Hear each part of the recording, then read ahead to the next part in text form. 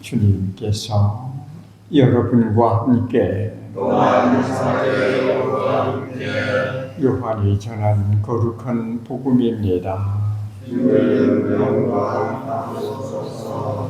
그때 예수님께서는 유다인들에게 내 아버지께서 여태 일하고 계시니 나도 일하는 것이다 하고 말씀하셨다. 이 때문에 유다인들은 더욱 예수님을 죽이려고 하였다. 그분께서 안식일을 어기실 뿐만 아니라 하느님을 당신 아버지라고 하시면서 당신 자신을 하느님과 대등하게 만드셨기 때문이다. 예수님께서 그들에게 말씀하셨다. 내가 진실로 진실로 너에게 말한다.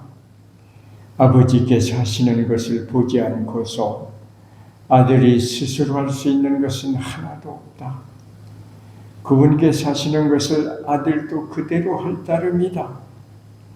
아버지께서는 아들을 사랑하시어 당신께서 하시는 모든 것을 아들에게 보여주신다. 그리고 앞으로 그보다 더 큰 일들을 아들에게 보여주시어 너희를 놀라게 하실 것이다. 아버지께서 죽은 이들을 일으켜 다시 살리시는 것처럼 아들도 자기가 원하는 이들을 다시 살린다. 아버지께서는 아무도 심판하지 않으시고 심판하는 일을 모두 아들에게 넘기셨다. 모든 사람이 아버지를 공경하듯이 아들도 공경하게 하시려는 것이다. 아들을 공경하지 않는 자는 아들을 보내신 아버지도 공경하지 않는다. 내가 진실로 진실로 너에게 말한다.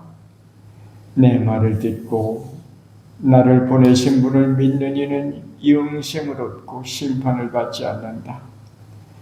그는 이미 죽음에서 생명으로 건너갔다. 내가 진실로 진실로 너에게 말한다. 죽은 이들이 하느님 아들이 목소리를 듣고 또 그렇게 들은 이들이 살아날 때가 온다. 지금이 바로 그때다. 아버지께서 당신 안에 생명을 가지고 계신 것처럼 아들도 그 안에 생명을 가지게 해주셨기 때문이다. 아버지께서는 또 그가 사람의 아들이므로 심판을 하는 권한도 주셨다. 이 말에 놀라지 마라. 무덤 속에 있는 모든 사람이 그의 목소리를 듣는 때가 온다. 그들이 무덤에서 나와 선을 행한 이들은 부활하여 생명을 얻고 악을 저지른 자들은 부활하여 심판을 받을 것이다. 나는 아무것도 스스로 할 수 없다.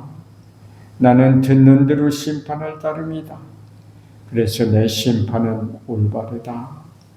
내가 내 뜻이 아니라 나를 보내신 분의 뜻을 추구하기 때문이다. 주님의 말씀입니다. 그리스도는 찬미합니다. 아침에 오늘도 비가 오더라고요. 일기예보에도 나왔지만 온종일 비가 온다고 그래요. 근데 비가 많이 안 오고 이렇게 끄느름하게 오는 것 같습니다.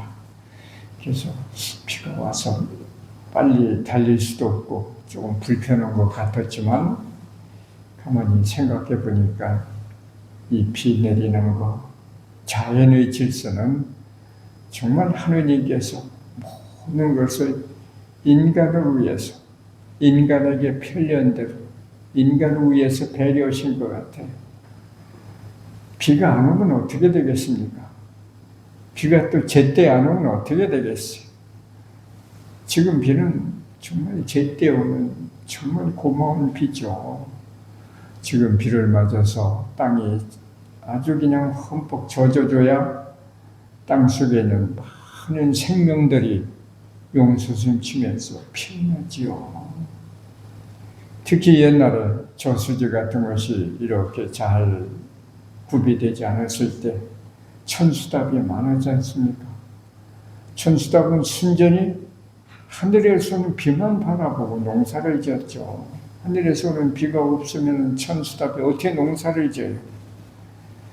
마찬가지로 비는 정말 사람에게 필요한 제때에 오고 또 비는 정말 많은 일을 해줍니다. 저번에 산불이 많이 났을 때 결국 산불 끈 건 비죠, 비. 우리가 매일 헬리콥터를 동원하고 그렇게 많은 물을 빼려내도 낮에는 조금 잠잠하다가 밤에는 또 다시 살아나지 않습니까? 결국 나중에 비가 많이 왔을 때 산불이 다 끊겼죠.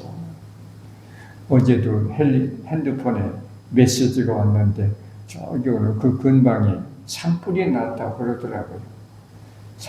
요즘 산불이 나면은 정말 끄기가 너무 힘들어요. 저는 산을 좋아하기 때문에 산을 월요일마다 산에 올라가는데 산에 올라가다 보면 요즘 산불 나면은 정말 끄기 힘들 거라는 것이 아주 몸으로 느껴져요.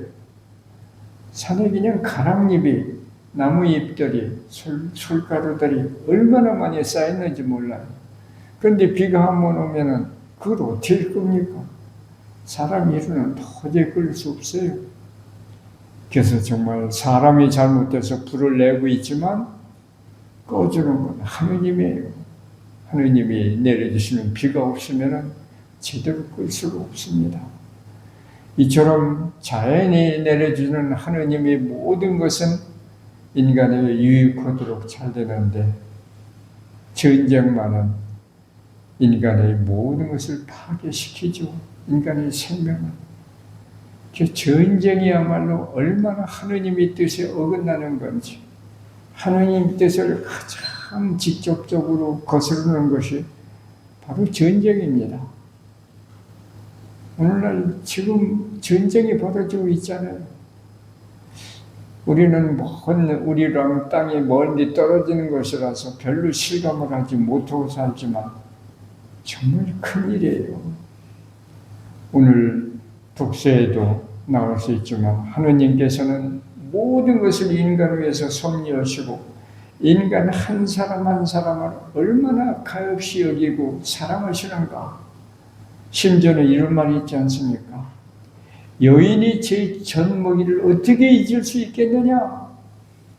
여인이 젖먹이를 어떻게 잊을 수 있겠느냐? 그런데 뭐라고 하시냐면 설령 여인들이 제 젖먹이를 잊는다 하더라도 나는 너를 잊지 않을 것이다. 이게 하나님의 사랑이에요. 우리 하나하나는 이렇게 하나님의 소중한 자녀들이에요. 여인이 젖먹이를 혹시 잊을지 몰라도 나는 너희를 잊지 않겠다. 젖먹이 딸리는 어머니처럼 우리를 보살피시는 게 하나님이거든요. 오늘 복음에서도 예수님께서는 내 아버지께서 일하고 계시니 나는 이러지 않을 수 없다. 무슨 일을 하시느냐? 인간을 위한 유익한 일, 인간을 구원하는 일, 이걸 위해서 예수님은 항상 몸바치시죠. 복음에 보면 어떤 때는 예수님은 너무 일이 많아서 음식을 잡술 겨를조차 없었다. 이런 표현이 있지 않습니까? 예수님이 하나하나 모든 일은 우리를 돕기 위한, 우리를 구원하기 위한 하느님이 선행이에요. 예수님은 내가 혼자 하는 일 하나도 없다. 아버지의 뜻을 따라서 하는 것이다. 이 말씀을 우리가 깊이 묵상하면서 우리도 해야 되는 것이 뭐냐? 아버지의 뜻을 거스르는 것이 아니라 아버지의 뜻을 따라서 우리의 삶을 성실하게 엮어가는 것. 다시 말해서 우리 신앙은, 믿음은 예수님의 삶을 본받는 거예요. 예수님의 삶을 조금이라도 본받고 그대로 따라하려는 것.